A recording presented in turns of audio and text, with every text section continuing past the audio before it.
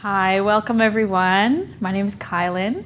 Welcome to Wake Up and Feel Amazing, Bioenergy Healing with Michael Dalton.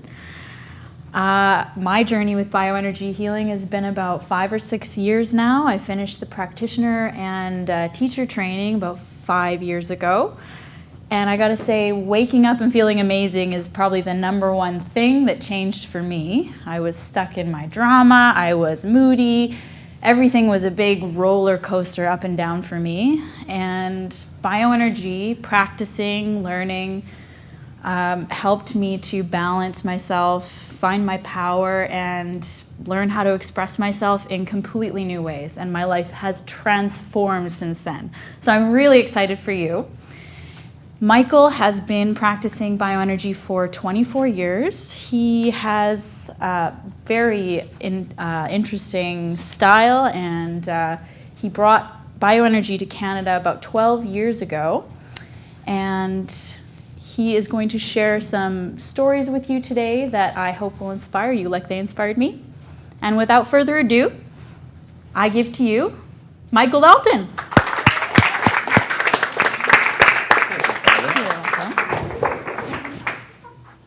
Let's give Colin a big round, please. Oh, let's give her a big round. They say the number one fear is public speaking, more than terrorism. As Colin said, I'm Michael Dalton. It's my pleasure to share with you bioenergy healing tonight. And as Colin said, our talk is Wake Up and Feel Amazing. Are you excited? Yes. We'll see. Okay, so would it be okay if I shared with you how I got into bioenergy and the principles behind the energy work that we're going to talk about tonight? Very good. So over about 24, maybe 25 years ago now, it seems like a long time, and I was suffering with asthma and eczema. And I had gone to doctors, I had gone to specialists, and my hands were covered in rashes, and I had terrible breathing problems. And I had gone I waited to see this one particular specialist that was a 2-year waiting list in a fancy clinic in Dublin called Blackrock Clinic. And when I got to see the specialist left me waiting an extra hour, so it was like 2 years and 1 hour. And the specialist looked me over. And after I was so in my mind, I was thinking, when I get to see the specialist, I'm going to get better. My hands were raw. They were just like raw with eczema, skin condition.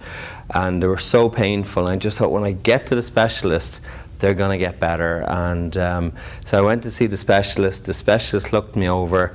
And after about 10 minutes, the specialist looked at me and said, "You have eczema." I know, right? And I was like, yeah. And it was like, well, you'll take this cortisone cream, and that's basically it. I'm like, but it doesn't work. I've taken that for years. It just doesn't work on me. And that was it. That was the end of it. And I couldn't believe it. I thought, like, after waiting 2 years to see someone that not only that they would know what they're doing, but that they'd be able to fix me, right? Like, that's what one would imagine. And so my background was mechanical engineering. And so I wasn't at the time necessarily open to someone coming and waving their hands around and doing healing on me. But I think after that point, I was so frustrated with the medical profession. And I was just so frustrated with being sick. And I genuinely really believed that I was supposed to be healthy. I don't know if any of you have ever felt that, if you're being sick, but I genuinely felt like I'm supposed to be healthy. I'm not supposed to be sick. I was just a young guy, and I was like, I'm supposed to be healthy. Why do I have these conditions? And so I was very frustrated, and it was at that point when I saw a treatment called bioenergy healing on the TV. And there was these people there, and they were talking about bioenergy healing, and they were doing some demonstrations of it. And when I first saw it, I thought they were crazy. I thought they were for the crazy bin. They were they were waving their hands around other people and saying that they were healing them. And I have to say, in my mind, I was like, yeah, right. And I was very skeptical. I'm not afraid to admit I was totally skeptical of it. And my grandfather was an engineer, my father was an engineer, my brother, then me. And so I was following that very left brain kind of direction. And so the idea of energy healing was kind of way out there for me, and at the same time I was just desperate for something to work. And there was people in the audience on this TV show that said they had asthma, some of them had eczema, and they had gotten better.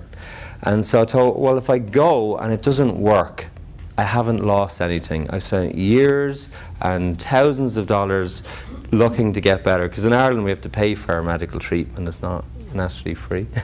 And so I'd spent a fortune and I'd gone to everywhere, and I thought, well, if I go to this and it doesn't work, I haven't really lost that much, so I thought I'd give it a go. And so I was so busy after the TV, but I waited about 6 months. I got in, and there was a hotel room full of hundreds of people, and I gradually, over a couple of hours, made my way up to the top of the room, and there was about 6 people, 6 practitioners at the top of the room doing the healing, waving their hands around. And every maybe 20 minutes, 6 people would stand up and receive their treatment, and then the next row would move forward, and it would just be like that for hours and hours. And at the time, the practitioners were doing it for donation, so they weren't even charging for it. It was just like, it was crazy. And so because some of the people were moving around and they were being pulled with the energy, so I thought they must be being paid to do that. But you know, so in any case, so eventually it's my turn, and I get up there, and this lovely young girl says, what would you like treatment for? And I said, I have asthma and eczema. And she's like, okay. And she didn't ask me anything else. She just stood me up, and then she started waving her hands around, and I was like, okay, you know.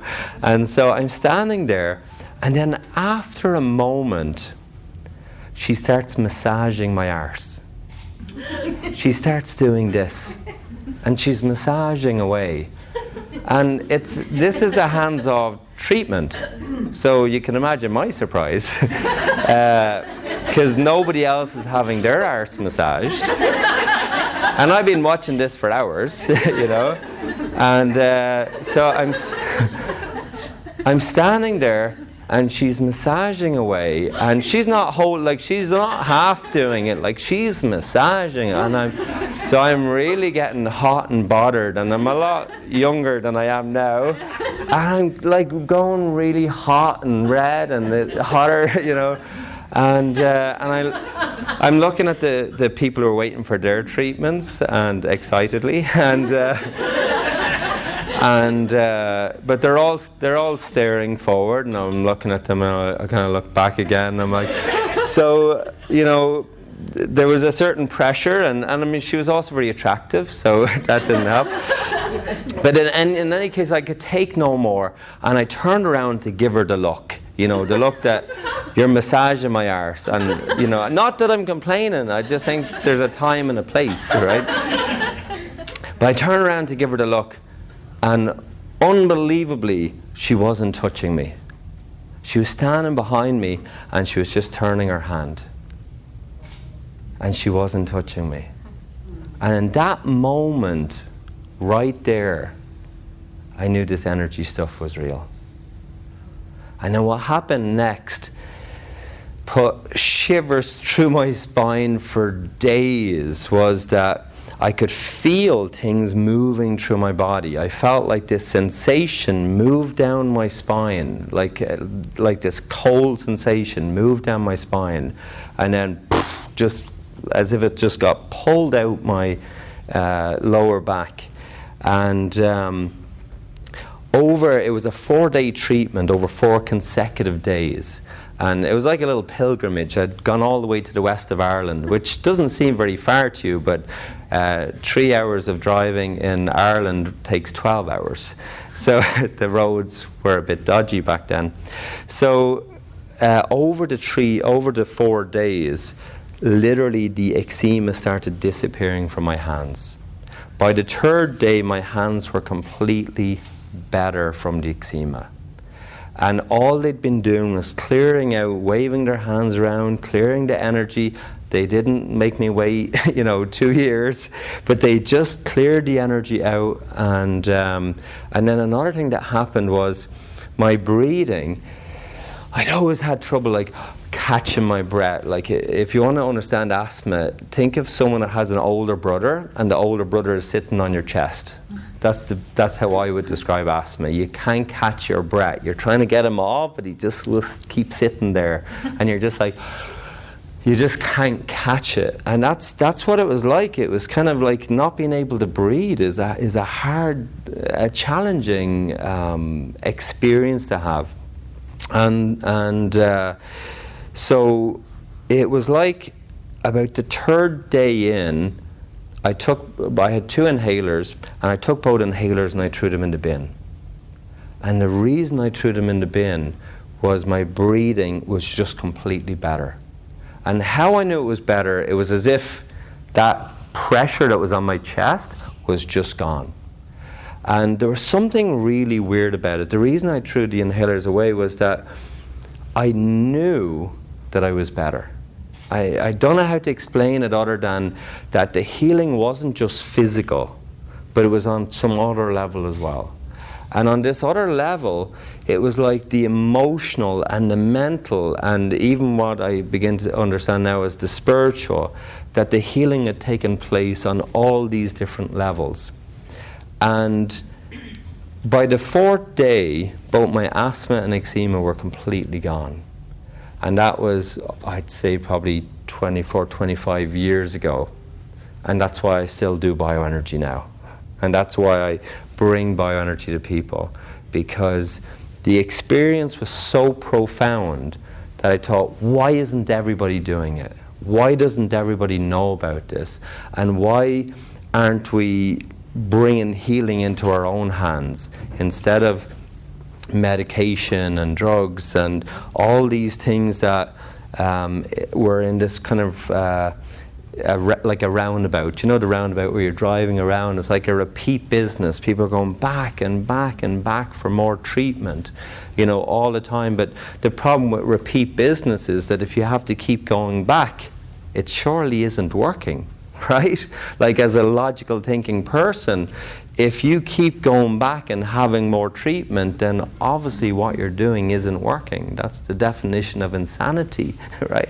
That's what Einstein calls the definition of insanity. Doing the same thing over and over and expecting a different result. And so I think for me it was just, I guess I've seen how, people come into the clinics and they'll get an amazing recovery, and they say, thank you so much. And then they walk away and you may never see them again. And they're just so grateful, but you don't see them again. And then there's other people who they come in and they get better and their feet are stuck to the ground. They're like, how? How? Like, how am I better? How are my migraines gone? How is my back pain gone? Where is it gone? How is it possible? How is it possible?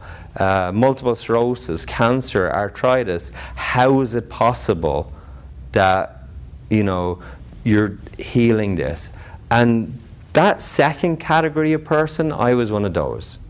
After I got better, I couldn't leave. I was like, how? How is this possible? Why isn't everybody doing it? Why doesn't everybody know about it? And that just led me down a journey into, I guess the best way I can describe it is that, an iceberg, when you see a picture of an iceberg or a film of an iceberg and you see the top above the water, and, that's the bit that you see. And then you have the water, and then underneath the water, they tell us there's another 90% of the iceberg. Isn't that true? And if they have like a camera and they show you underneath the water, you can see that other, like how big the iceberg is, that we're only actually looking at the tip of the iceberg. And I think for me, it was like, when I experienced bioenergy and I experienced the effect of it on my body and my mind and my heart, I just felt it just kind of opened me up. And it was as if I had been looking at the top of the iceberg, and that was my life. And that the physical body was real and solid, and the world is physical and made up of atoms and very linear, very left brain kind of thinking. You know, A, B, C, you know, to get to D. Very kind of engineering is all about structure, and that's how I perceived the world. And then all of a sudden, it was as if I was immersed underneath the water and I saw the rest of the iceberg, that this whole world came, opened up to me. And to me, that's what energy healing is. It's like this world, this magical world, where I got immersed into feeling and experiencing energy, just opened up. And I've had the opportunity, I've been very fortunate to have helped, you know, tens of thousands of people to waken up their energy system, to waken up their energy field, to open up to their body's energy, and even the opportunity to not just turn people's health around, but you know, getting people healthy, but then also teaching them how to put the healing in their hands. So not only can we do it for other people, but we can also do it for ourselves. And we can receive healing, we can do healing in others, and we can even do self-healing. There are no limits to it. There's no limits to what we can do with our own natural healing potential. And it's so exciting. And that's what I want to share with you tonight, is how to bring that energy, which is already in your life, but how to bring more of that into your life, how to wake up to that energy. And it's exciting. It's really exciting. And it's when you see someone who's had pain in their body for 20 years, and after a few minutes of working on them, they're like, oh, my pain is much better, you know. And I was working on a lady today who said that, and she, you know, she's like, my pain is so much better. And I'm like, that's great. And it's like, no, but you don't understand. It never changes. And in a single session, her pain levels have gone down. And there's a gentleness in bioenergy. Like, it's very gentle, it's very non-invasive, but it's incredibly powerful. And the most wonderful thing is that everybody can do it, because we're not healing anybody else. We're just simply taking the blocks away that stops your body from healing itself. And so what I'd like to do tonight is to kind of give you an understanding of your body's energy and your health, and how pain affects your energy. And not just physical pain, but emotional pain, and how that affects your energy levels. And of course, stress. Stress is a big influence on our health, isn't that right? Yeah.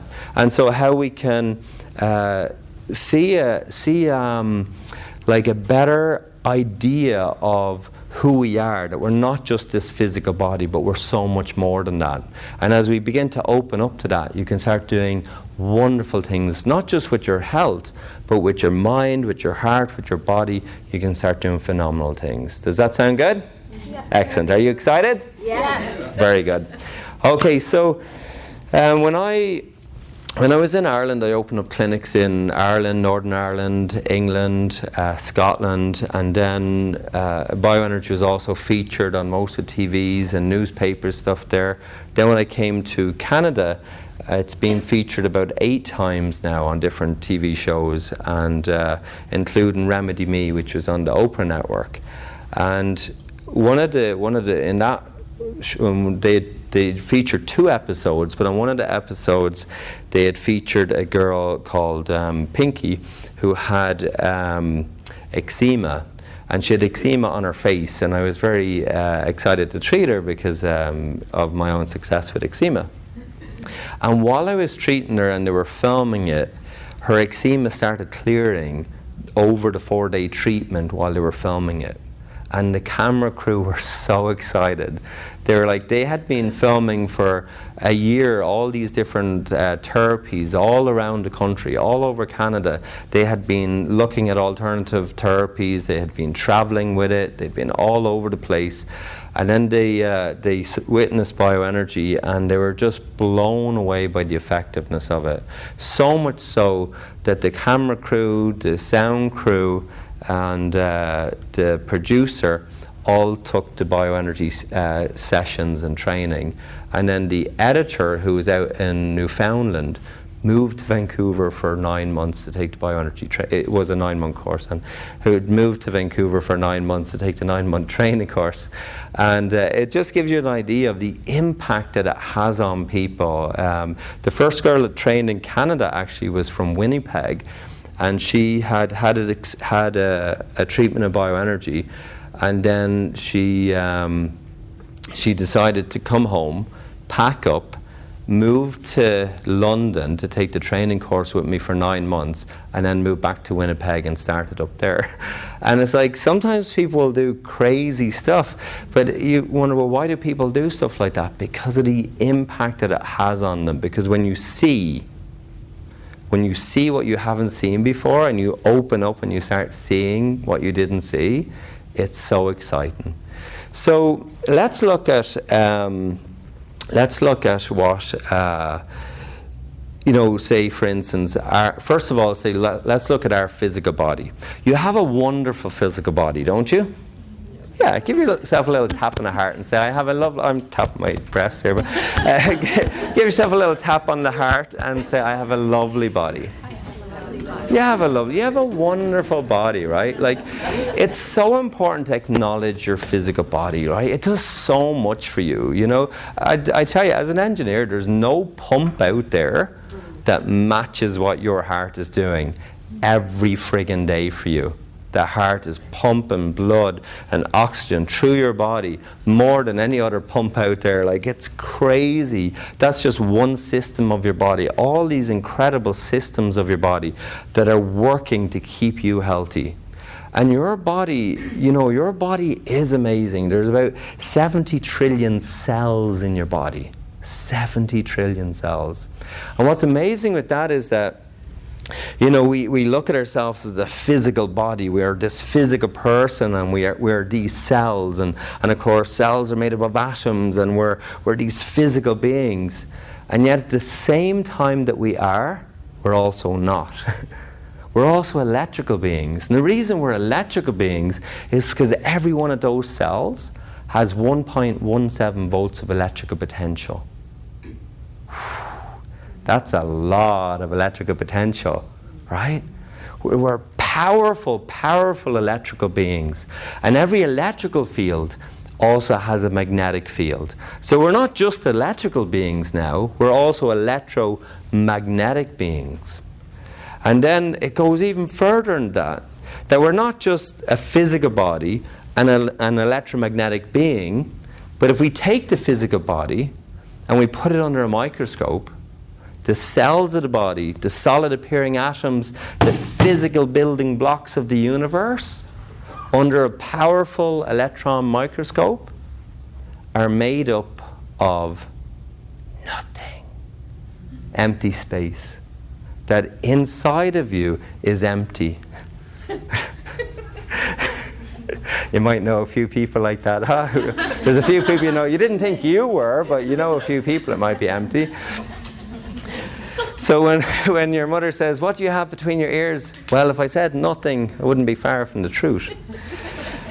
But it's not an emptiness of nothing. It's a fullness of non-physical, non-material intelligence. And it's information. That's what's inside of us. What's in us is information. And what information is energy. We are energy. We're energy beings. And the electromagnetic field around us is just simply an expression of that energy, but that's not even who we are. We're so much more than that.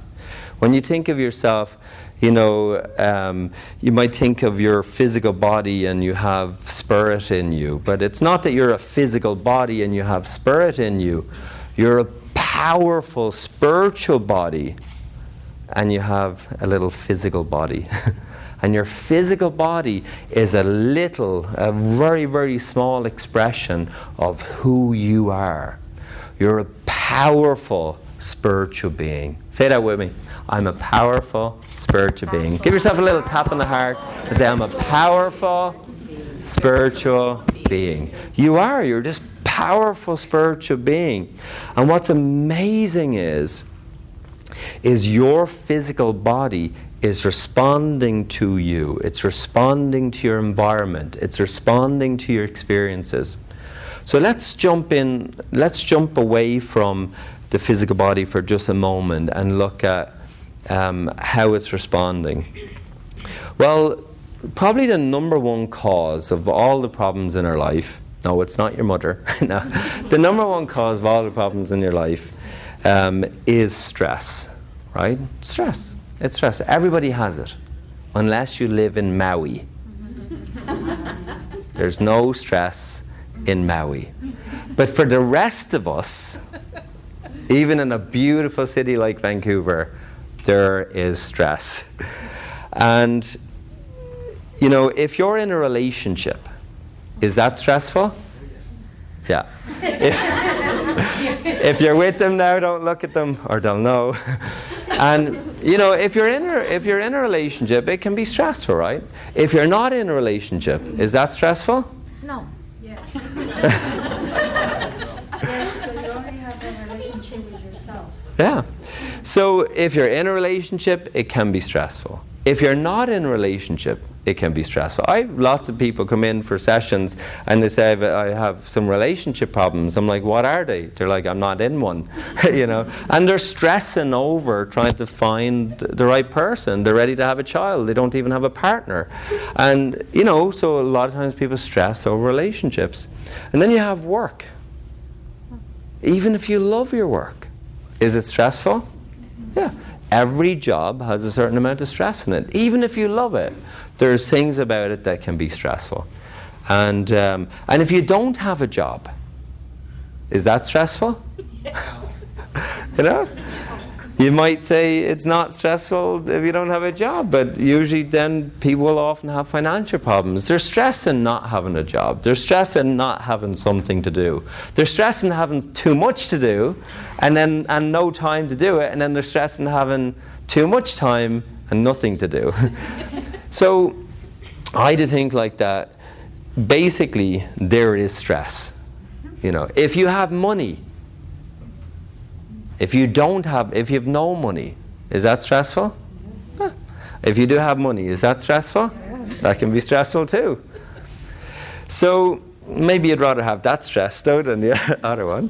But in any case, my point being is that life itself is not happy camp. It can be. Life is wonderful and magical and beautiful. But it's also difficult and hard. And it's not like the images on Facebook. You know, like think about it, right? You know, you see these beautiful images of you know, a mother taking pictures of her kid on Facebook, and she posts a picture of her children on Facebook, and you know, and you look at, oh, she has such beautiful children, oh, the love, oh my God, that's so wonderful. The reality, she's screaming and shouting at those feckin' kids to stay quiet for 1 minute, just for 1 second to take a darn photo. And when threatening doesn't work, she says, I'll buy you feckin' candy if you just stay quiet and smile for the picture so that I can post it and tell everyone how good my feckin' life is. You know, and they're like, okay, you know, for the candy, for the iPad, for their phone, you know, and I think that's probably a truer image of life, you know. Would any of the parents here maybe agree with me a little bit? Maybe? One lady, thank you. The rest of the people are in a river in Egypt. Bless you. So, like, what I mean is that life itself, life is stressful. And we have all these different kinds of stress, whether we admit it or whether we don't. There's the image we show the world, and we show the world how wonderful we are and how wonderful life is and how good everything is. And then at the same time, sometimes people aren't even telling people that they're sick, that they're ill, that they're unhealthy. People come into me into the clinics, and I just get to see it, right? I get to see people are sick. I get to see why they're sick. Sometimes their own family doesn't even know that they're sick. You know, some people hate their job. I don't mean they dislike their job. I mean they hate their job. I'm like, why don't you get out of it? They're like, oh, because I'm going to get a pension from it. I'm looking at them thinking, well, when is that? Because they look quite young, and they're like, oh, in about 15 years I'll get a pension. I'm like, wow, you're going to stay in a job that you hate for 15 more years? I'm like, how long have you been in it? They're like, 10 years. I'm thinking, I don't think you're going to last 15 years. Or maybe you just last long enough to get your pension, and then I think you're going to hit the bucket at the end of that. So, you know, but it's like, what happens is that, you know, when people come in, they could be in relationships that they don't want to be in. And I'm like, well, why don't you get out of it? They're like, well, there's the financial support, and we have a nice house together, you know. And so there's a stress in that. Like, there's a stress in staying in things that are not working. There's a stress in leaving things. If someone has the courage to leave something, that's stressful. Right? To sell a house, to go through a divorce, to move country, anything like that. You know, those things are stressful as well, right? They also can be exciting and renewing and replenishing, and it might feel like the best thing you've ever done, getting out of something that isn't working and making changes in your life. Even if it's changing a job, it can be the best thing you ever do, but it can still be stressful. Moving house is considered one of the most stressful things you can do, next to getting married. You know, which is crazy when you think about it, right? Yeah. Getting married is up there as one of the most stressful things you can do. You know, getting married is it turns people into Godzilla's bride. You know, but people, it brings out the worst in people, right? And so you have. My point being here is like that I think that's a truer image of life. You know, when I've had the opportunity to work with thousands of people, you know, and on the outside they look wonderful and everything's wonderful, but on the inside there's people struggle. They have their challenges, and it's not just some people. In my experience, it's everyone. It's just that some people are better at covering it up than others. They're better at hiding it than others. But when you're involved in training and you've worked with thousands of people, you'll see that we all go through the same stuff, and it's okay. It's okay. There's what I call normal and what I call natural. And it's normal at the moment for people, because of the stress in their life.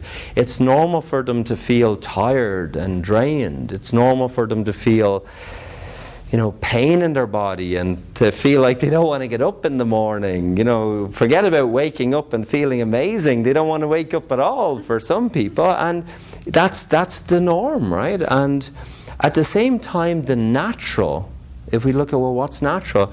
I think what's natural is that we wake up with energy, with vitality, that we wake up and we feel good, because that's what children do. And anybody here that has children will know that. They wake up and they're full of energy. Hello, I'm alive. That's what children are like. They're like, it's morning, ma, da, where are you? Get up, feed me, play with me. Where's the dog? Where's the cat? That's what kids are like. They're just, they're like that. They're full of energy. They're full of life, until we beat it out of them. But they're full of energy and life, you know. And they're like, come here. A parent will leap out of bed, fly through the doors thinking there's a fucking emergency, and they run into their child, and the child is trying to get the leg over the cot, and they're just like, I'm up. The parent's like, it's 5 o'clock in the feckin' morning. And the child, I'm up, I'm ready to go, you know. And kids have that. They have that life energy. And you were once a kid. Give yourself a little tap on the heart and say, that was once me. Give yourself a little tap on the heart. That was me. You were once a kid. You once had energy and vitality and aliveness. You look at a kid is like a tourist. They're walking down the street, they're looking at everything. Right? They're looking at everything. I have a little fella, Gabriel, when he was 2, it would take us like almost a half an hour to get to the beach. We only lived 2 blocks away from the beach. It was just he would go into every entrance, like a dog, sniffing everything, just exploring. Ah, look, a plant, you know. Ah, look, a bit of sticky chewing gum, you know. And kids just explore everything. They're into everything. And we were like that. We were alive with energy and vitality, you know. And you might still be alive with energy and vitality, or you might not be. It shows up on your face, in your body, in how you carry yourself. It's everywhere. You can't hide it. It's who you are. It comes out of you when you're not feeling your life energy and you're suppressing yourself. It comes out in you as illness and sickness. And that's the thing that I learned. That's what I've learned over these 24 years. Sorry, you guys are in the splash zone. I'm just excited. But I know you want the news, not the weather. But I'm excited to share this stuff with you. And that's the kid in me. It's still here, still going. But the point being is that we have this powerful, beautiful, spiritual, creative energy inside of us, and it wants to express itself, and it wants to be alive and flow through us. And when we suppress ourselves, when we suppress our creativity, when we suppress our fun and our pleasure and our joy, and we stop looking forward to our day, and we stop doing the things that we want to do and stuff, when we're suppressing any area of our body, then we close down the natural flow of energy. And there's a flow of energy, there's a circulation of energy that moves through the body. I'm sure you've heard of the chakras. Has everybody heard of the chakras?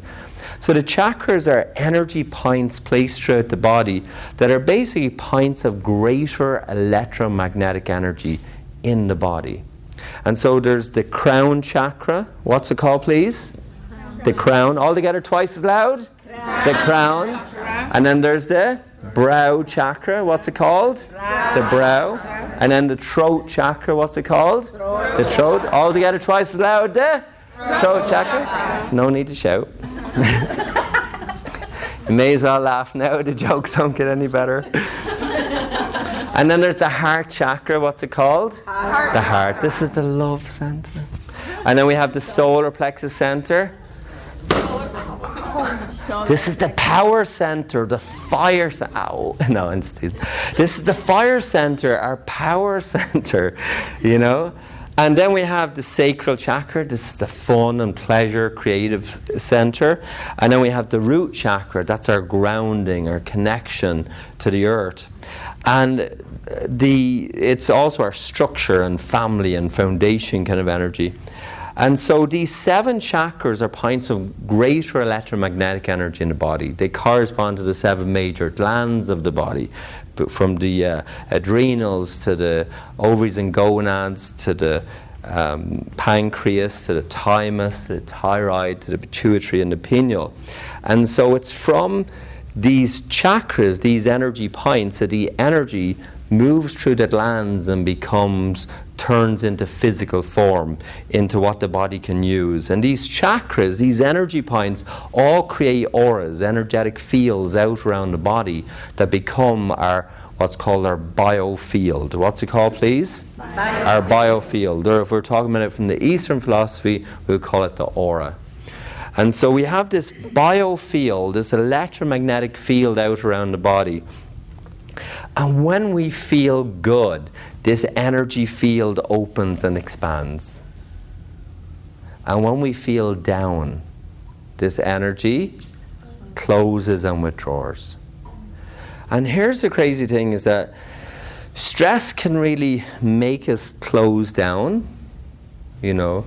And at the same time, if we're in a life where there's always going to be stress and we can't avoid stress, why is it that some people get sick from their stress and other people don't? And that's what we're going to talk a bit more about tonight. Would that be good? Because not everybody is getting sick. And not everybody is staying sick. But there's people that get sick and they stay sick for 20 years, 30 years, 40 years. I've treated people with 45 years of illness and sickness. 45 years, right? That's older than all of us in here. Isn't that right? Yeah. So your body is this powerful healing machine, but it's not always working. So there's a couple of different things here. One is sometimes we, despite the fact that we have stress, we may not be getting sick from it. And then someone else is getting sick from their stress. And then there's people that when they do get sick, they're not getting better. And there's people that when they do get sick, they are getting better. So one of the things that I found was that when the energy system gets blocked in the particular chakras, there's a corresponding physical blockage in the body. So when the physical body is being physically worked on, being manipulated in whatever form that is, because we think of the physical body as, you know, the physical body is real, it's solid, so we tend to treat it with, you know, physical treatment. We'll do drugs for the chemical side of it, we'll do massage, physio, chiropractors, because we see it as a physical thing, and so we'll do physical treatment. But the thing to understand about your body is that, you remember I said your body is just energy. Your body, under electron microscope, it's not as physical as you think it is. It's an illusion. You know, the Tibetans call the body the Maya meaning illusion, that your body is an illusion. And there's a beautiful concept which is the body is like a river, meaning that, you know, the river is always flowing, but you can never step into the same river twice because it's always flowing. And your body is like that. Your body is constantly changing, constantly renewing itself all of the time. And the amazing thing with this is that radioactive isotope studies show that your body, 98% of the cells in your body were not there last year. So this physical body that you think that you are wasn't even there last year. Never mind 10 years ago, 20 years ago, or 45 years ago, which is crazy. How can someone be sick for so long when they don't have the same physical body that they had last year? Never mind 10 years ago. And so for me, I think as I started learning about energy, this is where it got so exciting. Because your energy field, these chakras and this aura that we're speaking about, is the blueprint. It's the blueprint of the body. And the chakras, they work like photocopy machines. When they have a trauma or a blockage in them, they keep repeating it back into the body year after year after year, unless it's removed, unless that blockage is removed. And so what I find is, like, you know, when I said bioenergy healing is just someone waving their hands around, gathering up the energy and throwing it away, that's basically what it looks like. But when someone says, you know, how do you describe bioenergy healing? I would say the best way I describe what a treatment is like is, this is before a treatment. You're carrying something around with you. And then this is after treatment. And you're like, I don't know what you did to me, but I feel lighter. I know what I did. I'm like looking at the baggage we pulled off them. But it's just, they're lighter, they're freer. And that's what bioenergy, it just lightens the body, it frees the body, it takes trauma out of the body, it releases the body, it heals the body, and people feel lighter and they feel freer. And it's like an onion, it happens in layers, you know. You could give someone a session and it'll heal one thing, another session will work on something else, and some sessions may be working on the same thing. It's like an onion. People have layers of trauma and blockages on their body. Layers of conditioning and programming, and think about it too, like when you think about society, as wonderful as society is, people love to tell us what we can't do. Isn't that true? They love to tell us what we can't do. So we have what's called the hypnosis of social conditioning. What's it called, please? The hypnosis of social conditioning. We've been conditioned to be ill. We've been conditioned to be sick. And of course, it's a huge, massive industry around our sickness and our illness. It's called repeat business, you know? And my idea, I guess, it's just a concept that I have, which is that healing and recovery should be a referral business. You get better and you tell other people about it because you're so excited, you know.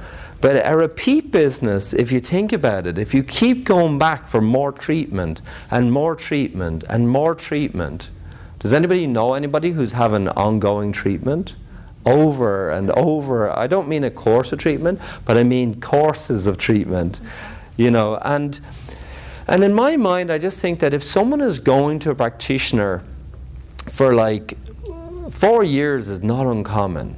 In my mind, and this is just, I think of myself as a logical thinking person, but in my mind, I can't imagine how in any way that practitioner can actually see that client getting better if they've been treating them for 4 years. There's some people come to me and they've been having treatment for 8 years from different people. And I'm like, it's not working. And they're like, what do you mean it's not working? I'm like, you're still sick. And they're like, do you think I should stop going? I'm like, it's not working! And they're like, well, the practitioner might be upset with me if I don't go. I'm like, you should be upset with them. They keep bringing you back. I honestly don't know that practitioner can see that client getting better when they've treated them for that long. Does that make sense to anybody? Yeah. Right? You can't treat someone for years and then suddenly think, oh, they're going to get better now, right? You know, and so, I mean, of course, I've treated people with all kinds of injuries and disabilities from accidents, and they have bioenergy, and all of a sudden they start getting movement back in their body. Like you could have someone that can't raise their arm here, and they've been doing, 2 years of physio on their arm, and I give them 4 treatments of bioenergy, and they're doing this. They're touching the other shoulder, and then the physio turns around and says to the person, "I'm glad to see it's finally working." You know, I'm like, look, if it hasn't worked in the past 2 years, it didn't suddenly just start working in the past 4 weeks. You know, it's something else was introduced, and what was introduced was bioenergy. You know, and that's, if you want to get a different result than what you're getting, you have to introduce something that you haven't currently introduced. Does that make sense? That's breaking the insanity, breaking the roundabout, breaking the repeat pattern. So when I look at stress, I think what happens is that we have our consciousness, and even though we all have different stresses, we're not all getting sick.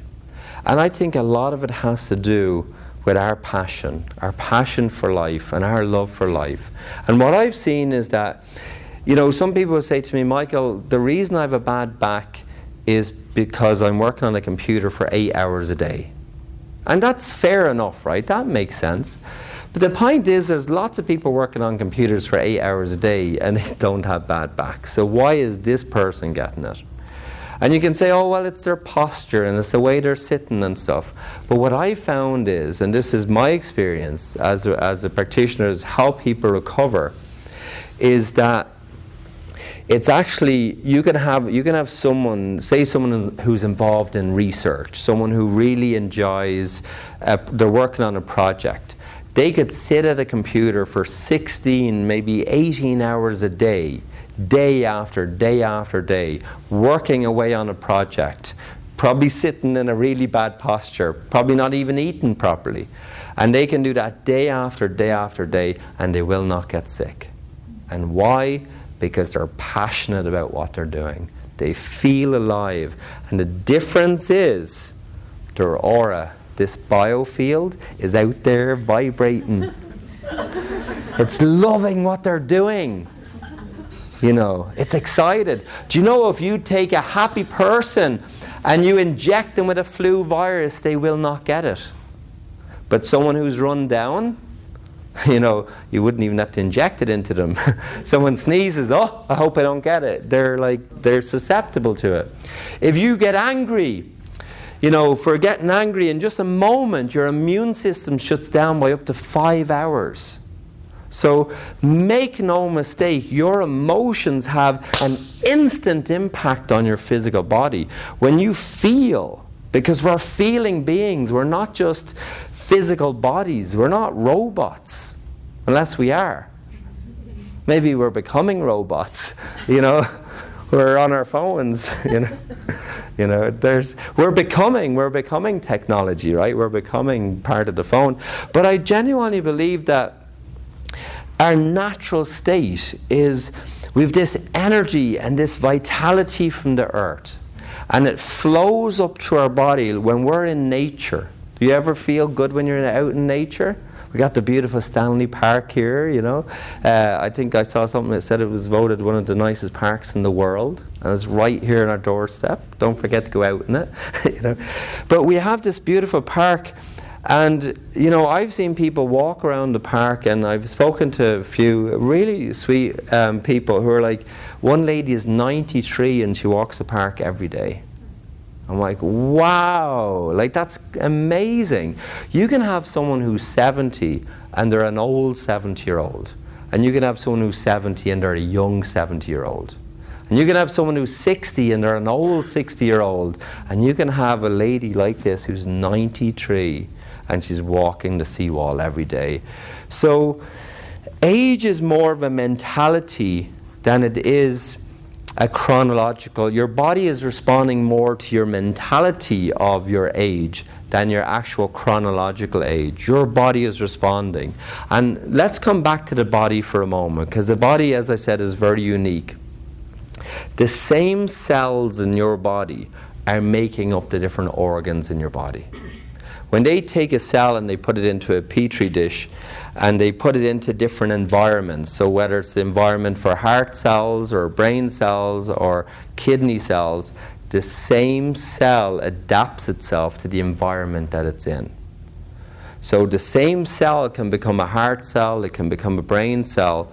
Basically what's happening is inside of your body, your cells of your body, the new cells that are coming into your body, are responding to the environment that they're in. And when you feel down or unhappy all the time, if you're giving out, if you're blaming, not that anybody in here would blame, would they?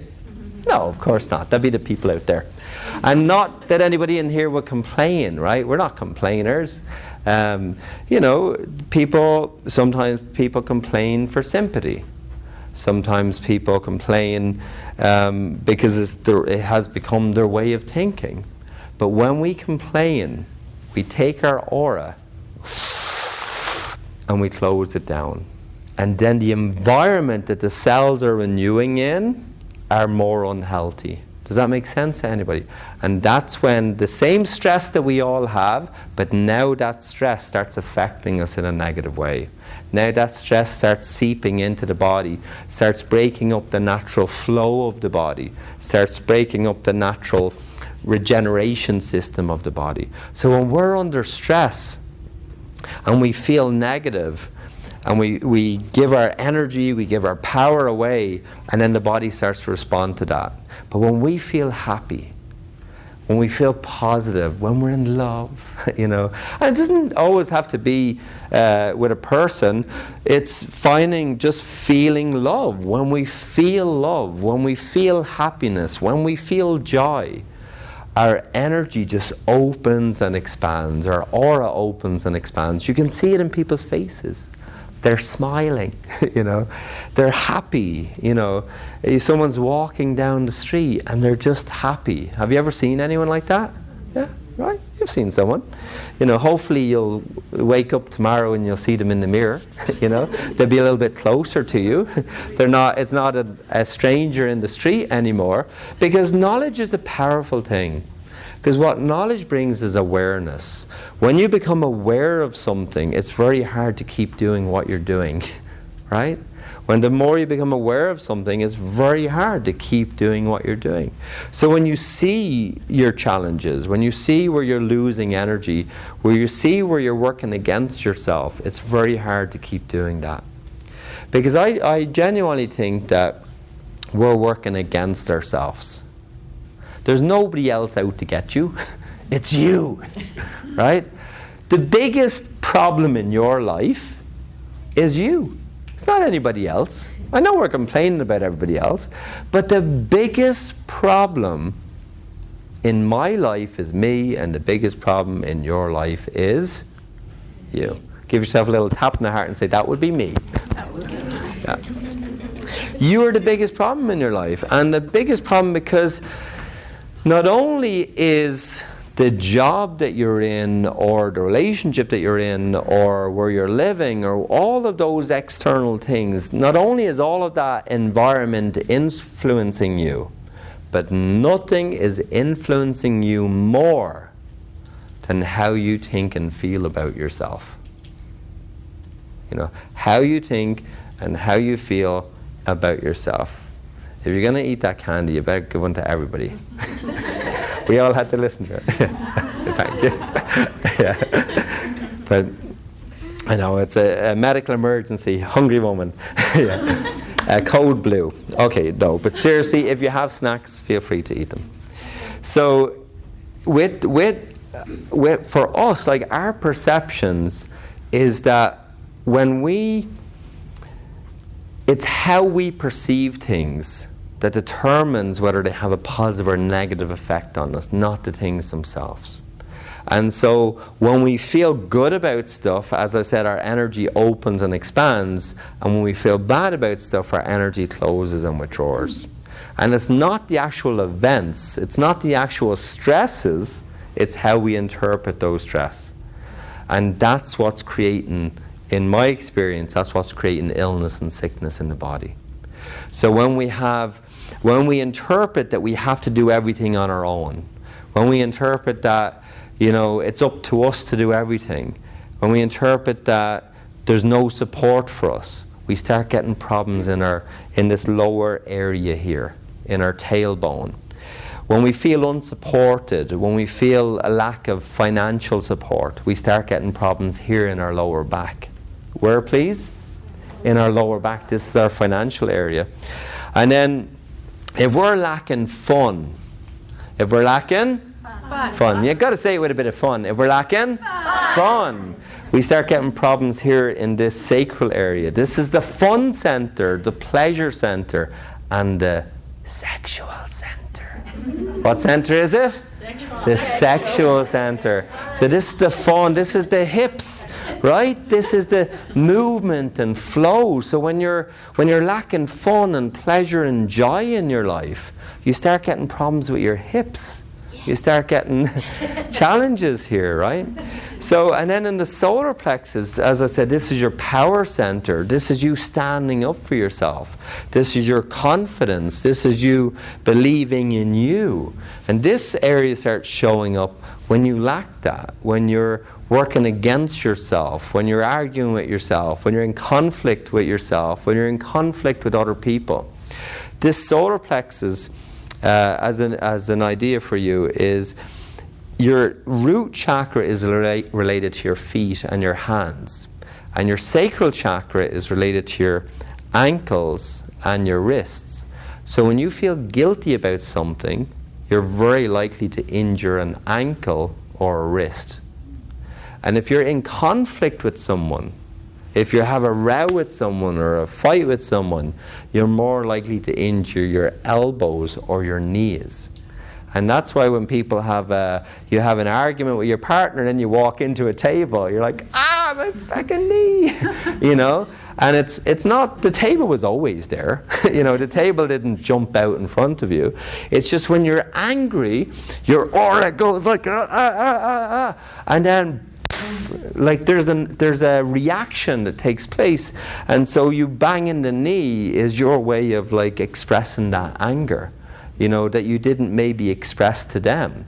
Now if you communicate to them and you release that upsetting feeling, you probably won't bang the knee. But if you keep it inside you, if you keep that anger and you suppress it down, the body doesn't like suppressing things down, so it looks to release, it looks to express.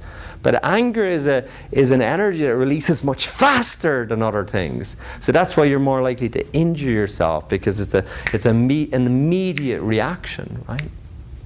Then you have other things like the heart chakra. When the heart chakra is open and flowing, we feel love. What do we feel, please? Love. We feel love, we feel happiness, we feel contentment. But when the heart gets blocked, we have trouble receiving love, we have trouble taking things in, we have trouble accepting love, acceptance even from other people. We have trouble accepting ourselves when the heart chakra is blocked.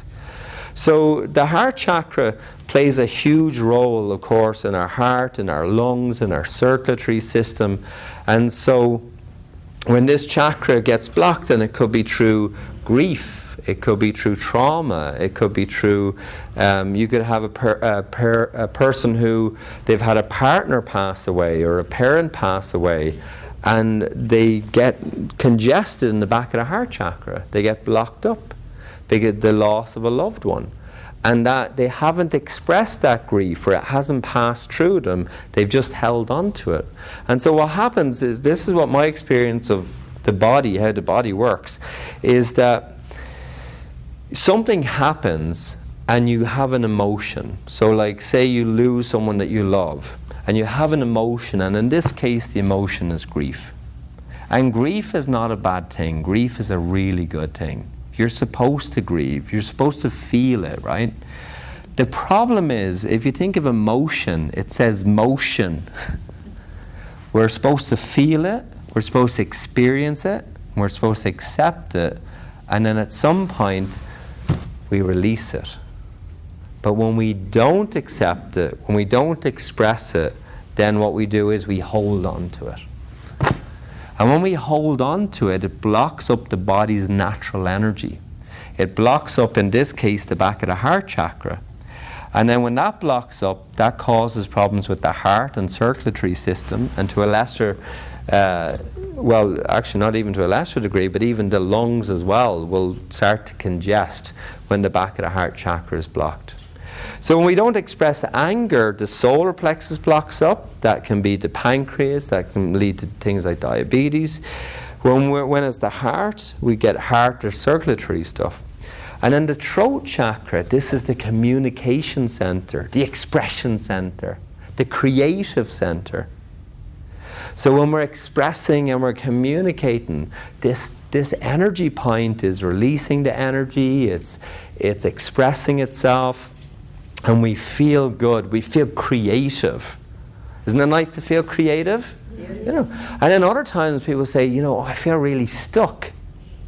You know, they're not expressing their creativity. They're not expressing that creative energy, right? I think that nature is our healer, and you know, I'll be the first one to say that I love technology. I love technology, who doesn't, right? I think the thing is, though, we have to find that balance between nature and technology. And the throat chakra is about expression and communication. And one of the things, it does sadden me in a way, one of the things that I see is like that, you know, as wonderful as technology is, the thing that can, you know, that can bring us closer to people who are further away, takes us further away from the people that are close. And you see that, right? Like, especially living in a city, you know. When you're in the city, just everyone's on their phone. Everyone.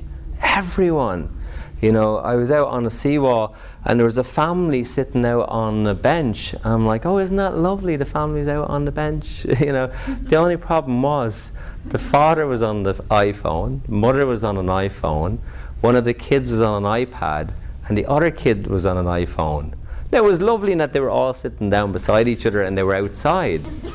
But what was really sad was I thought, maybe, you know, you don't think it's sad, I think it's sad, because I think what happens is, like, you have this family of 4 people, and and this kid obviously had their own iPhone, because they weren't using the parents, because the parents were still using theirs, you know.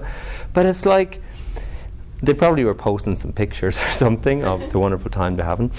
But the point, I mean, is like that, I think that when we put the phone away, we have to actually communicate. This energy point, this throat chakra, we have to speak. We have to communicate to each other. And I think that people are forgetting how to do it. People stand beside each other and they don't even say hello to each other, but they're forgetting how to communicate. You know, oh, I'll just text something on Facebook, you know. So they're communicating through technology instead of this technology, instead of this chakra right here.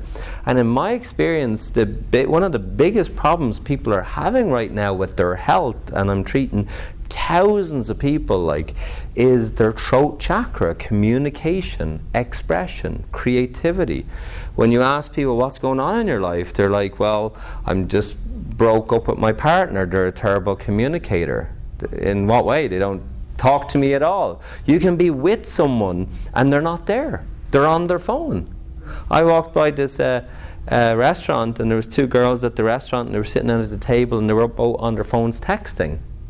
I'm thinking, who are they texting? Maybe they're texting each other. Are you here yet? Yeah, I'm here. Where are you? No. Oh, I'll look up from the phone in a minute and just see where you are. Let me just close this off.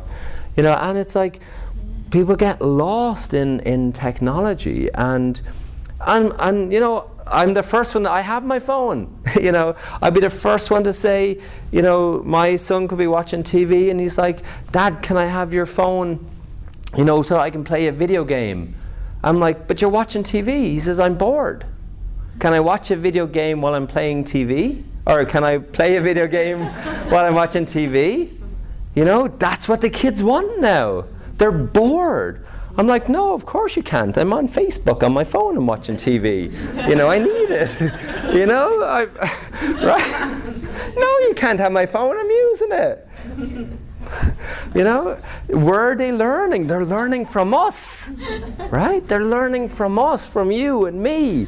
You know, I admit it, right? I admit it. Like, you know, they're learning from us. And we have to find this balance, because the environment that we're creating for our physical body, see, your physical body, you don't have the same body you had 10 years ago or 20 years ago. Your body is responding to you now. Your body is responding to the messages that you're giving to it, and the disconnection. And so what I found was that illness and sickness is the body's way of saying to us, wake up! You're not connected. You're disconnected.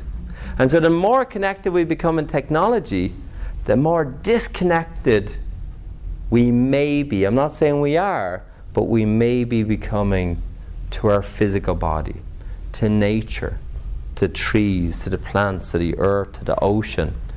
Having your bare feet on the sand fills your body up with free electrons. It reduces inflammation in your body. Inflammation is the #1 cause behind disease. Every week there's an article about inflammation, the cause of disease. You know, naturally having your bare feet on the ground, not on the carpet, but on the actual earth, replenishes your body, recharges your body, energizes your body, and helps to reduce inflammation. You know, now when your energy system is blocked up, when you've been repeating the same patterns over and over, when you have trauma or an accident or something has happened, the specific chakras may have gotten blocked up, and sometimes are just too blocked or too congested to clear themselves by themselves. And that's when we need to come in and help clear them out of the way. But no one heals you. That's your body does that. That's how magical your body is. Your body can heal itself when we're not in the way. When we get out of the way, the body can heal itself. The problem is we've trouble getting out of the way because we're so conditioned. The hypnosis of social conditioning. You can't heal yourself. You can't fix yourself. You're a chemical system. You're genetic. You know, your conditions are genetic. You don't have control over them. This is a genetic thing. This is an addiction. This is something outside of your control. And the more we've heard that over and over, we've been told that story for so long, and now that's the story that we tell ourselves. You know, oh, well, there's nothing I can do about it. I don't have charge of my health. I don't have the capacity to get myself better. And so I think for me, it's like understanding healing and energy is about putting your health back in your hands. You know, no one can stop you thinking. No one can stop you thinking. No one can stop you saying, I choose to be healthy. No one can stop you willing health and wishing health into your body. You know, even if you have arthritis and you're not able to move or dance, no one can stop you from seeing yourself dancing. Right? You have the power in your mind to choose and think for yourself. And with a bit of encouragement and support and help, and clearing out these blocks out of the way, people are able to start thinking and feeling and putting their attention back on their own awareness. And when they start doing that, their body starts to adapt to a different environment.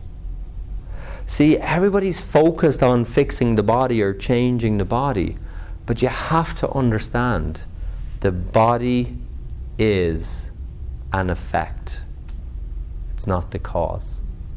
You've heard it so many times, cause and effect, and you know of it. But do you really know it? See, my understanding is that if we really knew it, we wouldn't be only treating the effect then. We'd be looking for the cause. So when the body breaks down, when we break down, when it becomes normal to be ill or sick or have pain in the body, when that becomes normal, then communication has broken down between our body and our connection to the earth, between ourselves and each other. Because even your connection with each other reduces the stress hormones, increases endorphins. Hugging each other releases endorphins in your body that makes your body happy, that gives your body a natural boost. Don't you feel good when you hug? Yeah. It's nice to hug a stranger. I mean, don't do it outside on the street, right? It's frowned upon, you know. And but despite that, just connection to the earth, to the trees, to the plants, to nature, to ourselves, to the food that we're eating, looking at the food that we're eating. Is there any food in this food? Is there any nutrition in this food?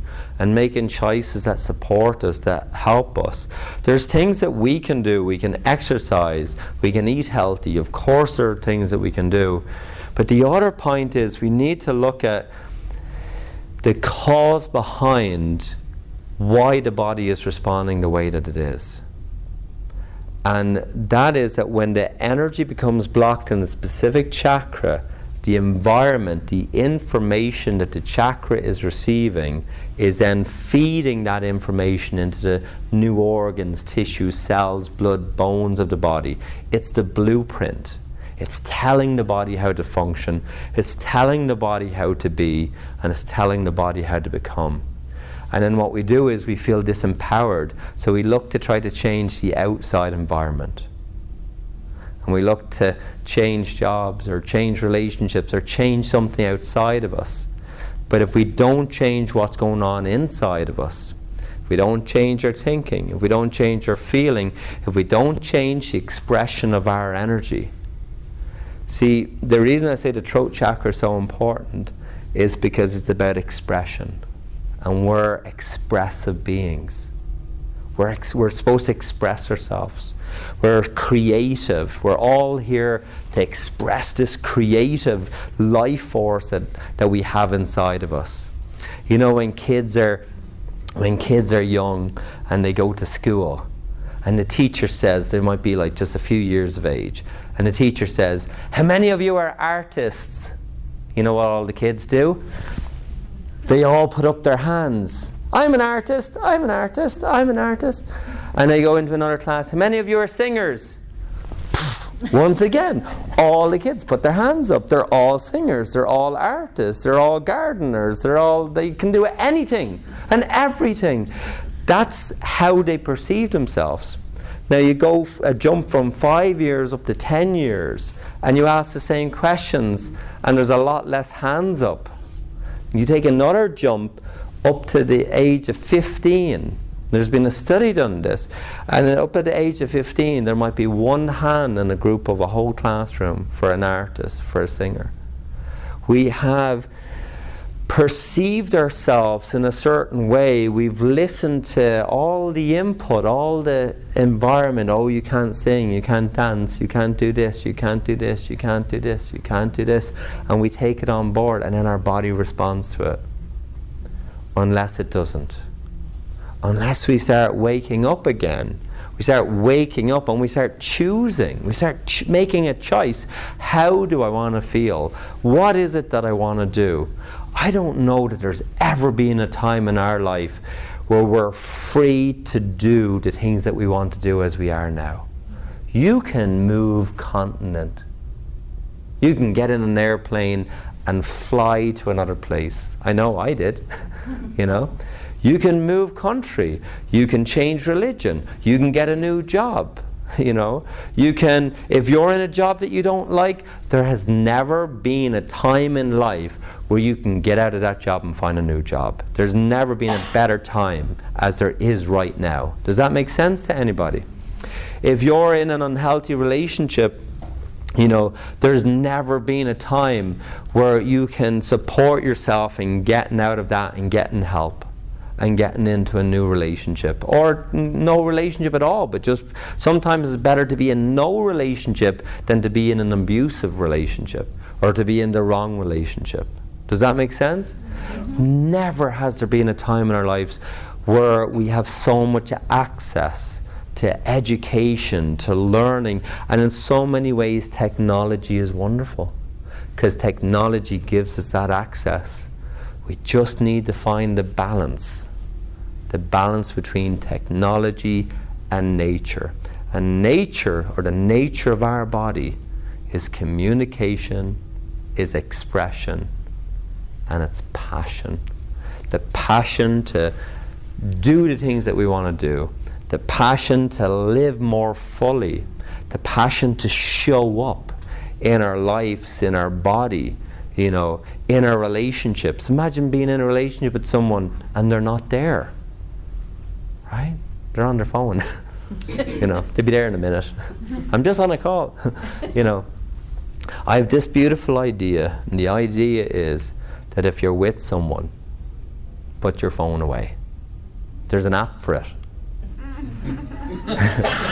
It's called respect. Right?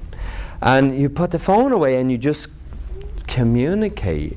I was in Toronto at the weekend, and I was coming back on Monday, yesterday, and I had this driver, and the driver, he was the sweetest man, but he was telling me he was 74 years of age, and he was driving the car, and the drive was at least, 40 minutes or so to the airport, and we spoke the whole way, non-stop. And I think he said he just got out, and he hugged me and thanked me at the end of it, but he was like, he got all of this knowledge and wisdom for his health. He had all these health issues and we're talking about everything from diet to his children to everything. But I have to say, in the beginning I almost felt like, when he started talking, my first reaction sometimes oh, are you going to be talking? You know, but you know, as I just, because I was trying to text, right? I was in the back of the car, I'm trying to text, and then he's talking. I was like, he's not getting the hint, so I was like, okay, I'll put it away.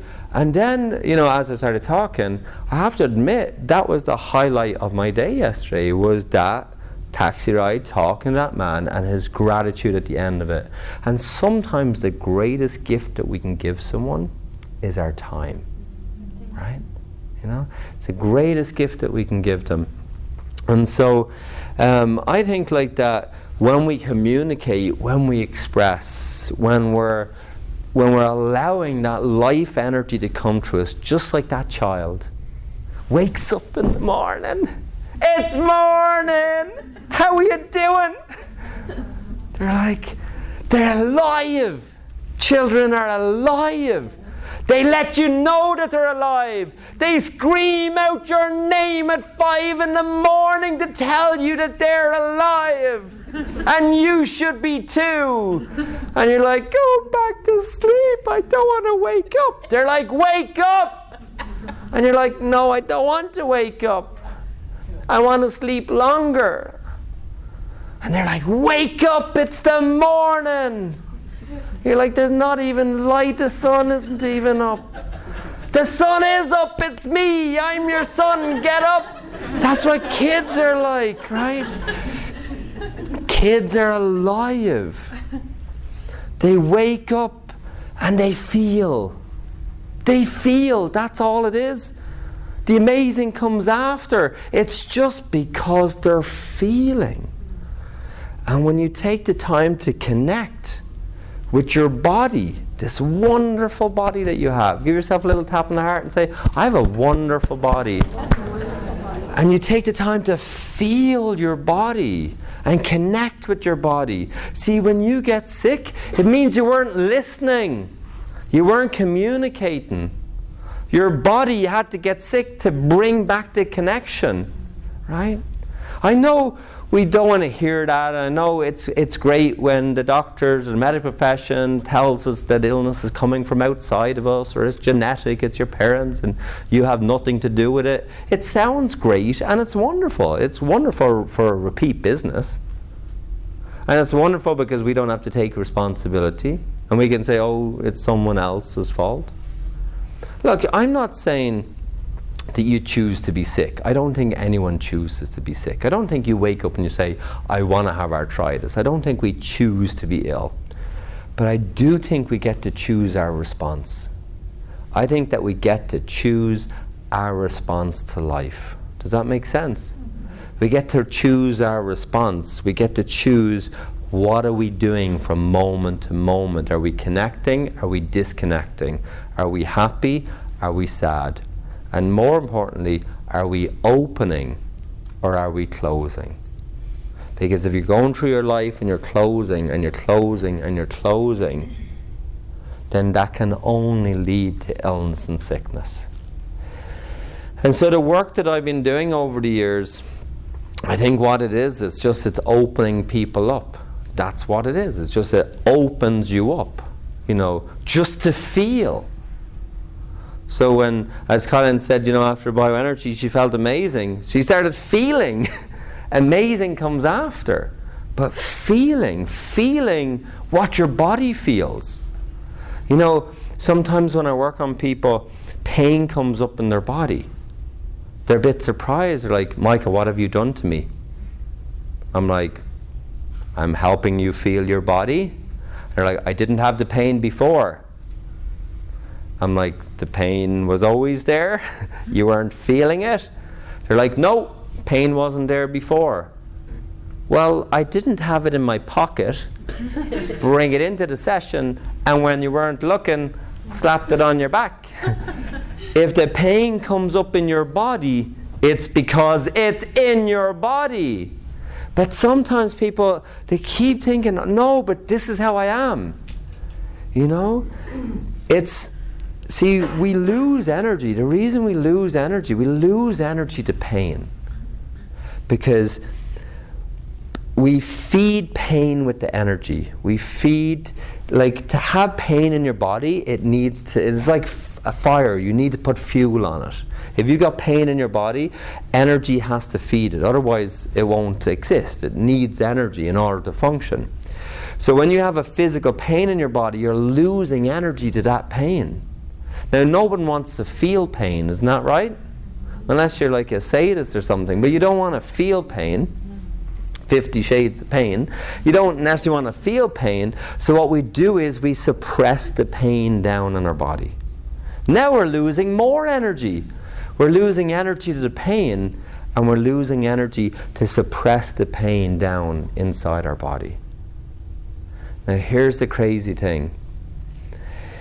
When you take a painkiller, painkillers don't stop you feeling pain. They just simply, they don't get rid of the pain. They just stop you feeling the pain. They're painkillers. They stop you feeling the sensation of pain. So the pain is still there. So when I work on people and the pain comes up in their body, I'm not putting the pain in there. It's just I'm allowing them to feel what their body is feeling. And when people initially start feeling their body, they might feel tired. They might feel really tired because their body is tired.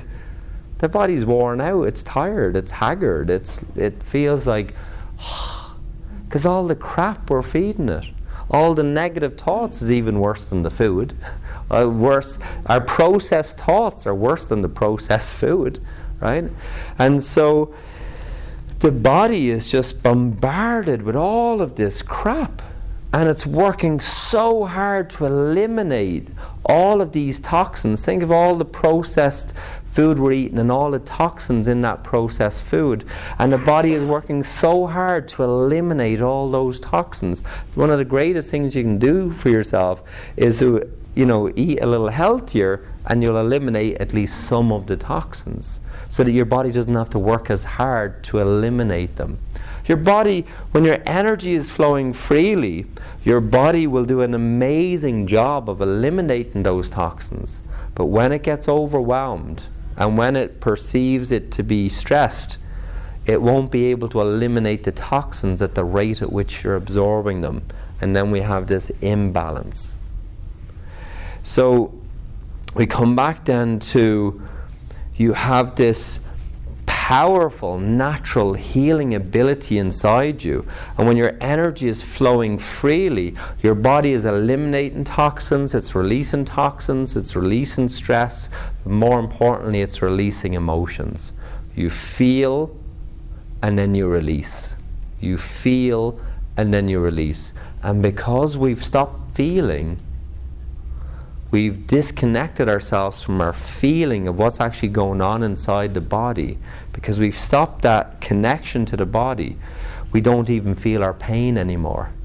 We don't feel our physical pain. We don't feel our emotional pain. Because emotional pain, make no mistake, robs energy just as much as physical pain does. In fact, it might even be worse. Because at least with a physical pain, you know what you're dealing with. But emotional pain seems to affect us on so many levels. And we don't want to feel the emotional pain. We don't want to feel these traumas, so we suppress them down inside the body, and then we lose more energy to keep them suppressed. And when it's resentment that we suppress, unfortunately, resentment eats away at the body. Guilt eats away at the body, Pain, sadness eats away at the body. Anger eats away at the body. So people, they become sick and they're like, how did this happen? It's not, you don't just wake up one day and you're sick. It's slowly coming into your body. I've treated a lot of people who've had heart attacks. And they said to me, before they had a heart attack, that the writing was on the wall. I was like, it is? And they're like, what, meaning that they knew they were going to have a heart attack. And I'm like, how did you know you were going to have a heart attack? And they're like, oh, well, everybody told me. I'm like, well, how did everybody know? Now you're getting worried, right? Like, be careful who you listen to. But people said to me, if you don't slow down, You're overworking, they get sick. See, if you get a cold, your body is saying to you, slow down a bit. You're burning the candle at both ends. The average person, upon getting a cold, might take a little bit of time off, recuperate, reset themselves. But if you're a little bit stubborn, you might be, well, feck that cold, and you keep going, and then you get a flu. And a flu is a little bit harder. A flu can kind of put you on your back. A flu is a little bit more like, you got to take some time off. But if you're really kind of stubborn, and you're like, well, feck that flu, won't take me out. You get up and you still go to work, and you're in there and you're working, and your body is drained, but you're like, the body, who needs the body? And you're like working away to meet the deadline. You know, that's the point right there when people say you've got to be careful, because they know what's going to happen. And what they know is they see it. They see you're pushing yourself too much. And that's when the heart attack is the body saying no more. And a stroke is very similar. A stroke is like if you had somebody working in a job and they said, I'm not doing, if there's no communication between the management and the people working in a job, they go out on strike, right? Or they go out on stroke. That's what's happening. When you're not listening to your body, it goes out on stroke, right? It's saying, look, there's no communication here. I'm not going to continue doing this for you, not at this level. And so your body is communicating. When there's things that you don't want to see in your life, you start getting problems with your eyes. When there's things that you don't want to look at, right? You get problems with your eyes. When there's things that you don't want to listen to, you start getting problems with your ears. When you feel unsupported, you start getting problems with your lower back. When you have trouble taking things in and digesting them and assimilating them, you start getting problems with your stomach, your digestive system. Your body is responding, to your experiences, to the environment. And more than anything else, you are the environment, your consciousness. And it's for that reason that I think it's so important for us to learn and to practice how we think and how we feel and how that goes through the body. Because the body is an effect on your thoughts and your feelings that are influencing the electromagnetic energy of the body, and the spiritual energy of the body, the emotional energy of the body, the mental energy of the body, these layers, which is what I've come to understand as the rest of the iceberg. That we're all looking at the tip of the iceberg, and what we need to become aware of is all the rest of the iceberg, right? All the stuff that we don't see. And what we don't see is the thoughts and the feelings and the language that we're using. The language that we're using to recreate the same illness over and over. The conditioning, the programming, the lack of awareness, the lack of being awake. We're sleeping. We're sleeping like the Matrix, where it's kind of like a Matrix, You take the blue pill or you take the red pill. I go back to sleep, or I wake up. I wake up and I become aware, or I sleep a little bit longer, just a little bit longer. It's comfortable. So what I look to do, I guess, is just bring people in touch with that life force energy. This beautiful, magical, powerful, spiritual life force energy, which is you. For want of a better name, you can call it love or passion. But this life force energy, this love, is you. And when people stop loving themselves, when they stop loving their body starts to get sick. When they stop listening and stop communicating to their body starts to get sick. For some of you, it may have even been uncomfortable just to tap on yourself on the heart and say hello to yourself. Right? It's okay to say hello to someone else, but to talk to yourself? Are you crazy? That's the problem. We've lost our connection to our expression. Our body is an expression of our mind, of our heart. And so we need to get back and look at, what are we expressing? Are we expressing what it is that we want? You know, if we're in a relationship, are we actually there? Are we there? Are we with real people? Are we able to hold even their eye contact for a moment? And that's the thing now with the kids, right? Look at the kids. See how long they're able to hold the eye contact for. They're losing their attention span, right? So we need to make some changes. We need to, you know, exercise and diet is something that's not anything new. That's something that we've always been. That just makes sense, right? Exercise and diet will always help you improve your well-being. You should exercise and you should eat healthy. That's a given. But the bit I feel like that people are missing is that when you're not aware of your energy, your life force, and the impact that it has on your physical body, then you start going down this path at some point of ill health. You start going into things like chronic fatigue, or back pain, or migraines, or arthritis, and your body starts going down those paths. And my goal is to help give people the tools and the skills, so that as you start going off that course, to bring you back onto course, to give you a system that you have in your hands, so you can put your health back in your hands. But you have to first see it. You have to see that you're the cause. If you don't see that, then there's nothing I can do for you. You must conceive that you have the biggest influence over your body than anybody else, even more than your doctor.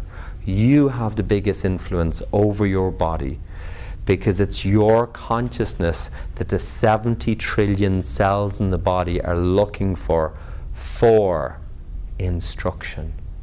They're listening to you. They're asking for instruction. And so how you think and how you feel and how you direct yourself influences your energy, which influences the cells of the body. Does that make sense to anybody? Yes. Very good.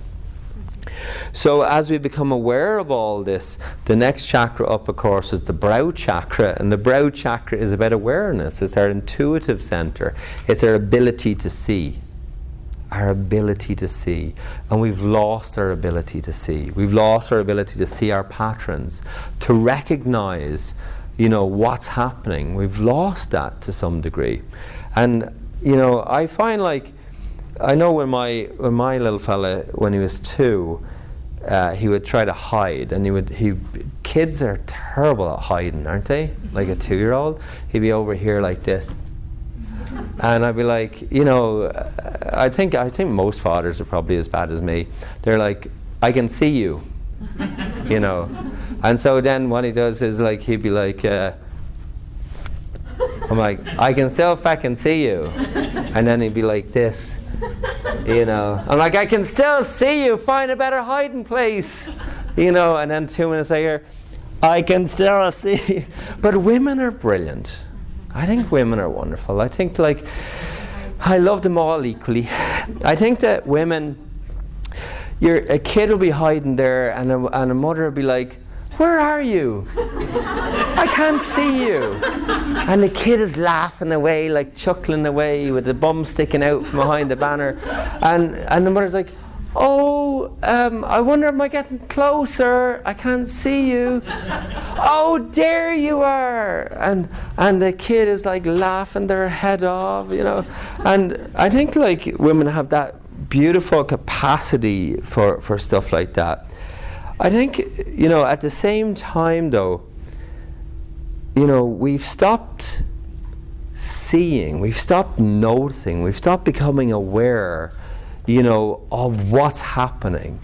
And I think in reality it's very hard to hide from people that can see you, because they can see you. And so what we need sometimes is someone to help us to see our patterns, to see our stuff, because we don't see our own stuff. We don't see our own patterns. We like to think that we do. We all like to say that we do. But we don't see our own stuff, and sometimes we need to work with others to help us see what we're not seeing. You know, to help us move through our blocks, to help us put down what I call our chairs. And I find when I work with people that everybody's carrying a few chairs, some more than others, some for a long time. And they get heavy, folks. They get heavy. And so if you're feeling a little bit heavy, not a lot, but you know who you are. If you're feeling heavy and you're feeling like you've got some stuff to put down, then I'm going to ask you to let us work with you, to come and experience bioenergy. Now, tonight after our seminar, I have a couple of practitioners coming in so that you can experience bioenergy really cheap, $20 for 20 minutes. Isn't that cool? And you're more than welcome to stay. You'll go down to Kyle and put your name down, and then she'll organise a treatment for you. $20, 20 minutes, you get a chance to experience it. It's just a taste of bioenergy. But more than that, what I really want to share with you is that, you know, go and have some treatment. Have a course of treatment. You want at least 5 treatments of bioenergy as one course of, 5 sessions as one course of treatment. And some people only need one course of treatment. It's not something that you keep doing week after week, month after month. It's not a repeat thing. It's you come, we work on you, we help you put down the chairs. And the thing is, the way bioenergy works is it releases, as I mentioned to you earlier, the physical, the emotional, the mental, and the spiritual. And the reason I say that is because what I find is that if you don't release it on all those levels, when people put their stuff down, you know what they do when they go home? They bring it with them. They just bring it with them because they're still emotionally attached to it. So you can release the physical from the body. You can take pain away out of the body like that. But if you don't release the emotional attachment to that pain, it'll just keep coming back again. So having a proper course of treatment, 45-minute sessions, weekly or daily for at least 4 sessions and a follow-up session after a month, I think that that's one of the nicest gifts that you can give yourself. Sessions with most of the practitioners are approximately $100 for about an hour. With myself, I'm at the Electra hot floor. It's $145 for 45 minutes. I think it's the best gift that you can give yourself. And as I said, if you say, well, what do I get from it? This is heavy. Like the heaviness that you feel in your body, it's suppressed pain. That's what it is. It's suppressed pain. So when we put the pain down, and we bring it up and we get you to release it, then your energy starts to free up. Your body starts to free up. Your chakras start to free up. The renewal process begins to take place without the trauma locked into it, without the patterns locked into it. And it's like an onion, just peeling away the layers, getting you back to your vitality. Like the kids, right? Aliveness, energy, you know, that you feel like it's like you feel happy, like you feel joyful, like you just feel. You feel. And when you start feeling your body, see, when you have all this crap in your body, what you're feeling is the weight and the strain of this. That's what you're feeling. And that's why you don't want to feel. That's why you take your awareness out of there. And your awareness is up here. You know, it's in your future or it's in your past, but it's not here. It's not with your partner. It's not with your children. It's not present. It's always somewhere else because it's uncomfortable for you to be present. It's uncomfortable for you to be in your body because that's heavy. Right? Your traumas, your past, is your childhood. It's all that accumulated stuff. So when we put it down, it feels better being in your body. In fact, one might even say it can feel amazing. You know, and it's nice when you wake up and you feel it. It's really nice. The only difference between waking up and feeling that It just really, it depends on what you're carrying. It has nothing to do with anybody else. It's a relationship that you have with you. You have a relationship to your past. See, you can say to me, Michael, but I got a lot of crap from my parents. And maybe that was 20 years ago. Maybe 20 years ago, you're like, my parents gave me this when I was 20, you know. And that might be true, and I'm not denying that. But 20 years later, is it really still your parents? Who's holding on to it? Right? Until you see that it's you, you're going to keep holding on to it. But when you see it's you, then yeah, my parents gave this to me, but I don't have to keep holding on to it. Take that for a moment. Thank you very much. So you don't have to keep holding on to it. But we do, because that's what we do. Unless we don't. Let's give her a big round. Thank you. Yeah, you don't have to hold on to it, but that's what people do. We take on, and then we have our baggage, and then we pass them on to our kids, and we pass them on to our grandchildren, and that's what we do. Unless we start to free ourselves, we start to come back to our nature. So I encourage you, come and have sessions, have treatment, experience bioenergy. Like I said, you don't have to do it for years, you just a couple of sessions. You know, a course of treatment is only 5 sessions, and it's powerful. It has an ability to get in there and heal your body from the inside out. Heal you from the inside out, your mind and your heart. And you can tell yourself, well, I'm just going to leave and think positive. But I think you've tried that before. And all the self-help books at home will tell you it doesn't quite work. You need to get you out of the way. Because if you're still thinking in the same way, even though you have an intention to think positive, the challenge is that 10% of you, that conscious mind wants to change, but the 90% of you, your subconscious mind, is still running the old program. So we need to access the energy system to release the trauma and the past from your subconscious. Because if we don't release it from there as well as the conscious, you're going to keep getting the same result no matter what you do. So it's not about focusing on getting rid of the chair. It's about us focusing on the energy that's holding on to it. Because putting the chair down is easy, folks. Putting down our past is really easy. It's like that. And like sometimes I say to people, why don't you just put it down? They're like, oh, Michael, it's very hard to put it down. Right? So that's the environment that the cells are receiving. It's very hard to let go of it. It's very difficult. And they're in that consciousness that it's hard to let down. It's hard to put it down. Does that make sense? Very good. So the other thing that I offer as well as sessions is training. And training is teaching people how to do bioenergy. Teaching people how to do bioenergy for themselves, for their friends, for their pets, or whether they want to learn it professionally. If you want to learn it professionally, we have an amazing course that takes place every November in Costa Rica. What, every November and what? Costa Rica. In Costa Rica, I know, and there's Howl in Ireland. Oh. There's howler monkeys. We don't have those in Ireland. We have Guinness, but we don't have the howler monkeys. But it's a 2-week intensive training course in Costa Rica in a beautiful place called Blue Spirit. And Blue Spirit is in the blue zone where people typically live over 100 years of age. It's the most magical place. It's in Nazara in a blue zone. And the venue is a yoga center that's one of the nicest yoga retreat centers in the world. And so it's what we do is we give people some few months of video training, then we bring them there. People come from all over the world, and we give them the bioenergy training, and then at the end of it, then they have a case study project.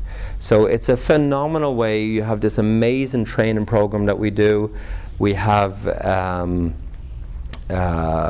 this incredible venue, this incredible training, all together in this magical place. And if bioenergy is something that you're interested in learning as either for yourself or personal development and understanding your chakras, or whether it's something that you're ready for a big change in your life and you want something dramatic, there's something in it, I think, for everybody. you know. Now, as well as our international training, we also have a level 1 trainings, and level 1 trainings are here in Vancouver, and they take place every couple of months. The level 1 training consists of 2 training days where you learn the first 12 bioenergy techniques, powerful bioenergy techniques that help to get rid of pain in the body. You can measure their pain level before on a scale of 0 to 10. You can treat them, you can measure their pain after. And even after 1 weekend of training, you can bring their pain level down. It's phenomenal. Do you think that would be useful in your life at some point? Yeah. Do you think that you will know someone in pain at some point? You know, if not yourself, your children, your parents, someone's going to be in pain. And once you learn it, like, the weekend is $14.97, but we have a special on this year because it's the 10th year anniversary of setting up the bioenergy school in Vancouver. So we're doing 50% off the training. And so once you learn the bioenergy techniques, you'll have them for the rest of your life for free. And then you can do them over and over on yourself, on family and friends, even on pets. And children and pets respond really well because they don't have that resistance. They just respond. And as I said, when we finish tonight, the practitioners that are here will be available to do sessions, and even in a room like this, even in 20 minutes, you get a taste of bioenergy. It's so gentle, it's so subtle, but it just starts to lighten you up. It starts with just that feeling of, I feel lighter. And then that lighter feeling starts to expand through your body, and it starts to release your body. It starts to heal your body from the inside out, and it happens at a very subtle, gentle level called energy. And you, my friends, are energy. Everything about you is energy. And so the workshop, you're learning how to do the 12 bioenergy techniques to open up your energy system, to release your energy. You're learning how to do it for other people. And that's what I really want to do, is I want to get people doing healing back in their homes, to bring healing back into your family, like bringing nature back into your home, the nature of you, which is natural health, the nature of you, which is putting that healing power back in your hands, rather than feeling disempowered. You know, I always remember my brother saying, when I left engineering to do bioenergy, he's like, why are you doing that? You know, and one time I went to a party, and his son was having a birthday party, and his son was inside on the sofa with a terrible pain in the stomach.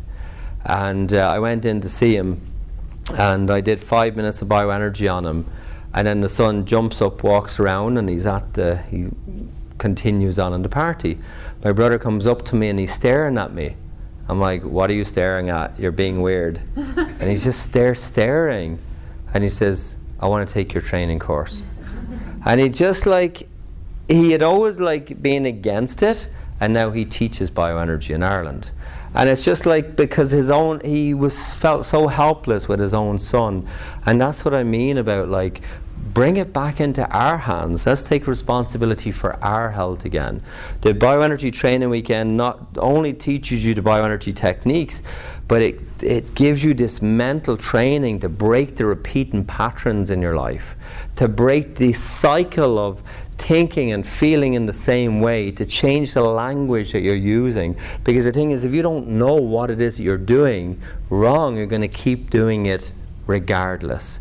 Even though you have the best of intentions, you need the right exact tools in order to make the changes with the mind and the heart, so that the body will follow. And that's what we're giving you in that weekend. We're training you in breaking down the thought process, breaking down the language of what activates the subconscious mind. And then we do also law of attraction. Do any of you like law of attraction? Oh, yeah. Yeah, you've watched The Secret, right? You know, law of attraction, I think, is one of the most exciting subjects there is. It's what could be more positive than understanding that your thoughts are creating with energy, right? What could be more exciting than that? And so law of attraction I teach this wonderful subject on it, and I break it down into 3 very specific steps that you need to do to make law of attraction work for you. I have this way of, in the way that I work, I have this way of taking these concepts and bringing them down and helping you get them in your body. It's very much, people, it's not that you don't know of this stuff, but you know it up here. My job is to help you get it in here, help you get it into your body. I'm very good at what I do, and I hope that you'll give me the opportunity to show that to you. If you decide that you want to take that training course and for any reason you don't like it, I'll give you a full refund on it. But the point with that course is that in one weekend, it just starts bringing your health back into your hands. People walk away from that weekend and they're just blown away. They're just so inspired by what they're capable of. And they end up getting promotions, all kinds of stuff just happens instantly after the weekend for people because their consciousness is different. And we are consciousness. And this is what we need to work on. And we spend so much money on all the crap that we don't need in our lives. I'm very big into take that money and put it into yourself. Because you are the most valuable thing that you can invest your money into. You are. That would be you. Who would that be? Me. Give yourself a little tap on the heart and say, that would be me. Me. Very good. So if you're interested in taking the training, never has there been a better time to take it. It's $745 instead of $1497. So if you're interested in it, come and see me before you leave here. But I guarantee it will transform you. Thank you so much for coming out tonight. Thank you. Thank you. Another hug. Thank you.